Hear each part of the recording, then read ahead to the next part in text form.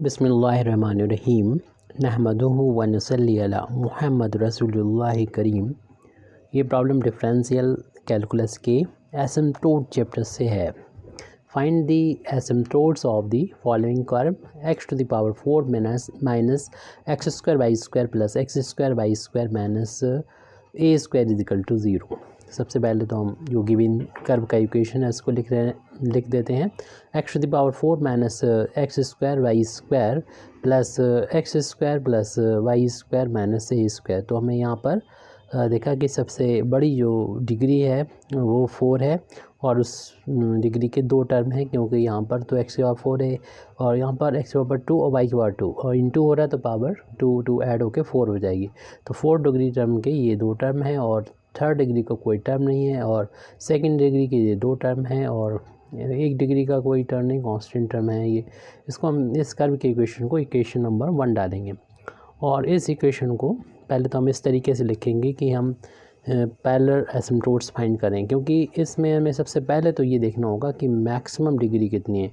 Maximum degree यहाँ पर 4 है, तो हम लोग जानते हैं कि 4 से ज़्यादा एसिम्प्टोट होंगे नहीं, तो मैक्सिमम जो होंगे वो 4 एसिम्प्टोट होंगे। तो इसी चीज़ को हम पहले लिख देते हैं यहाँ पर। Since the degree of this equation, in equation number जो 1 है, इक्वेशन 1 इज़ 4, तो इसलिए द गिवन कर्व जो इक्वेशन नंबर 1 से डिनोट है, the given curve 1 can not have more than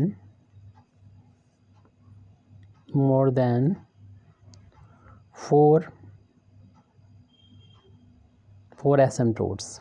तो इसमें 4 एसिम्प्टोट से ज़्यादा एसिम्प्टोट नहीं हो सकते, मैक्सिमम 4 एसिम्प्टोट होंगे। तो सबसे पहले तो हम यहाँ पर पैरेलल एसिम्प्टोट फाइंड करते हैं। तो पैरेलल एसिम्प्टोट्स देखेंगे एक्स एक्सिस के पैरेलल एसिम्प्टोट। तो एक्स एक्सिस के पैरेलल एसिम्प्टोट्स कोई होगा नहीं, क्योंकि एक्स की सबसे बड़ी जो डिग्री है, पावर है, वो यहाँ पर 1 है और अगर कांस्टेंट होता है तो एक्स एक्सिस के पैरेलल कोई भी एसिम्प्टोट यहाँ पर नहीं होता है। लेकिन वाई में देखें, वाई में जो मैक्सिमम डिग्री है वो 2 है, वाई स्क्वायर।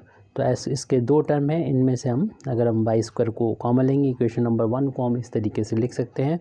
फर्स्ट टर्म को एज इट लिख देंगे, इन दोनों टर्म्स को पास मिलाएं और वाई स्क्वायर को इनमें से जब हम कॉमन लेंगे तो देखेंगे यहाँ एक्स वाई स्क्वायर कोफिशिएंट 1 है और यहाँ पर वाई स्क्वायर का कोफिशिएंट माइनस का एक्स स्क्वायर है, तो वाई स्क्वायर को कोफिशिएंट 1 माइनस एक्स स्क्वायर आ गया और बाकी के टर्म को लिख देंगे, एक्स स्क्वायर बचेगा हमारे पास और माइनस का ए स्क्वायर इक्वल टू 0। तो यहाँ से हम वाई स्क्वायर कोफिशिएंट को देख रहे हैं कि कलेक्ट कर पाए हैं और इससे वाई एक्सिस के पैरेलल एसिम्प्टोट को लिख सकेंगे।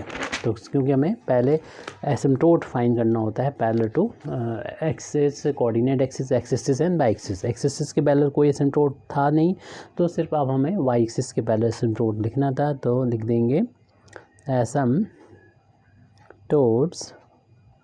Parallel to y axis. तो वाई एक्सिस के पैरेलल एसिम्प्टोट देखना हो तो वाई की जो सबसे बड़ी पावर है यानी 2 पावर, इसका जो कोफिशिएंट है यानी 1 माइनस एक्स स्क्वायर, इसको हमें 0 के बराबर रखना होता है। तो 1 माइनस एक्स स्क्वायर को 0 के बराबर रख के यहाँ से हमें एसिम्प्टोट्स मिल जाएंगे, क्योंकि हम इसको लिख सकते हैं। एक्स स्क्वायर को अगर हम ले जाएं राइट हैंड साइड में प्लस हो जाएगा और एक्स की जब वैल्यू निकालेंगे स्क्वायर हटाएंगे तो स्क्वायर रूट लगेगा, जिसकी दो वैल्यू होती हैं प्लस माइनस 1 का स्क्वायर रूट, तो 1 के ही इक्वल होता है, तो प्लस माइनस 1 आ जाएगा। इस तरीके से हमें 2 एसिम्प्टोट मिल रहे हैं। एक्स इक्वल टू जब प्लस 1 लेंगे तब एक एसिम्प्टोट और एक्स इक्वल टू माइनस 1 लेंगे तब दूसरा एसिम्प्टोट। तो 2 एसिम्प्टोट्स तो यहाँ से हो गए और मैक्सिमम 4 एसिम्प्टोट हो सकते हैं इस कर्व के, कम भी हो सकते हैं लेकिन मैक्सिमम 4 हो सकते हैं। तो यानी 2 तो निकल आए, 2 और हो सकते हैं। तो उसको हम लोग जो निकालेंगे जिस मेथड से, वो है शॉर्टकट मेथड। तो शॉर्टकट मेथड में सबसे पहले हम लोग जानते हैं कि एक फंक्शन हम लोग को लेते हैं फाई, और वो फाई जो है m का फंक्शन होता है और m कि x की जगह पर हमें 1 रखना होता है और y की जगह पर m रखना होता है, जो हमारा इक्वेशन है, यानी इक्वेशन नंबर 1 है। और उसमें सबसे बड़ी पावर 4 है और 4 डिग्री के दो टर्म, जैसे कि शुरुआत में भी हमने अंडरलाइन किया है इक्वेशन नंबर 1 में। तो इन दोनों टर्म में जहाँ पर x है वहाँ पर 1 रखना है, तो x की पावर x यहाँ 1 रख दें, उसकी पावर 4 है, माइनस फिर x स्क्वायर है इंटू वाई स्क्वायर है, और y की जगह पर m रखना है। तो इसे सॉल्व करेंगे, 1 की पावर 4 करेंगे 1 आ जाएगा, 1 का स्क्वायर 1 होता है, 1 का इंटू करेंगे m यानी 1 माइनस m स्क्वायर आ जाएगा। तो 5 4m हमको यहाँ पर मिल गया। और शॉर्टकट मेथड में हमें 5 3 भी निकालना होगा। और इसमें थर्ड डिग्री के जो टर्म है, जैसे कि पहले ही बताया जा चुका है कि यहाँ पर कोई भी थर्ड डिग्री के 3 डिग्री के 3 ऑर्डर के टर्म है नहीं, जिसमें x या y की पावर या इनकी कंबाइंड पावर जो है वो 3 हो, तो यहाँ कोई टर्म नहीं है, इसलिए हम इसको 0 लिख देंगे। और सबसे पहले तो जो मैक्सिमम जो पावर वाला होता है, यानी 5 वैल्यू वाला होता है, इंडेक्स वाला होता है 5 यानी 5 4, उसको 0 के बराबर पुट कर देते हैं। तो putting 5 4 m is equal to 0, जिसकी वैल्यू ऊपर लिखी हुई है 1 माइनस m स्क्वायर, यानी ऑब्लिक एसिम्पटोट्स की यहाँ पर जो स्लोप है वो निकल आएगी।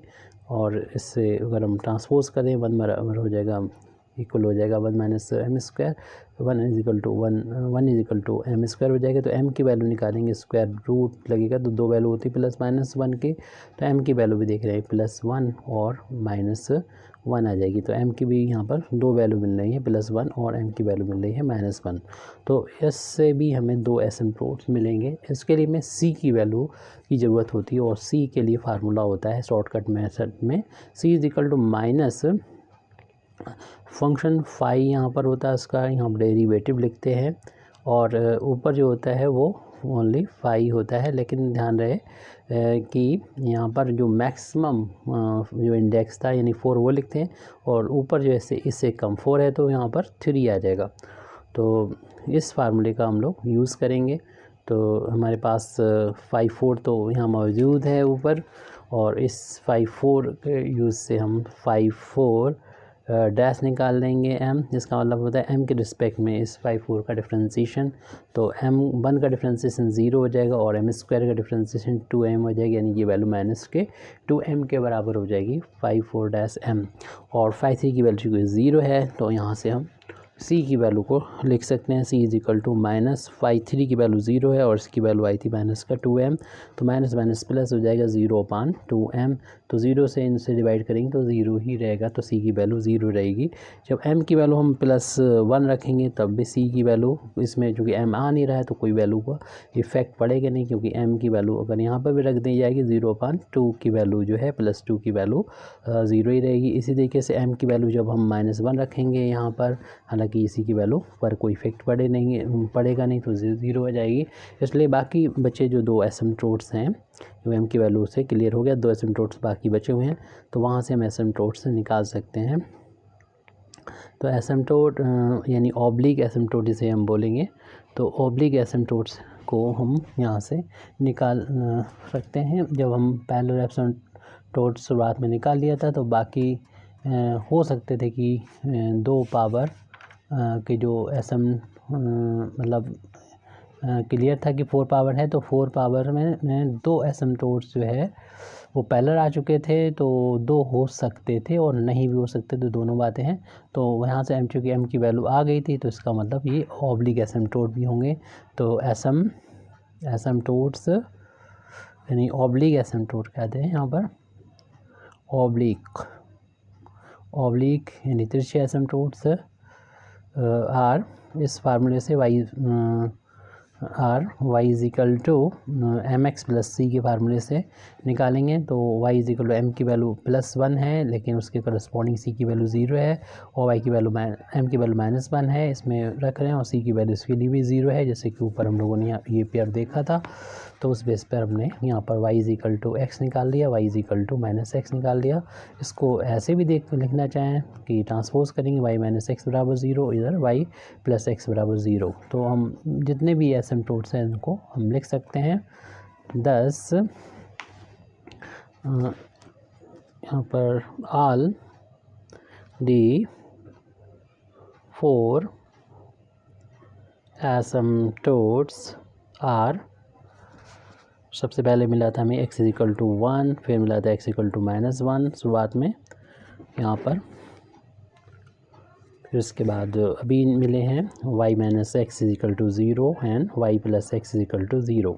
Thank you very much indeed for listening me. व आखिर दावाना अल्हम्दुलिल्लाहि रब्बिल आलमीन।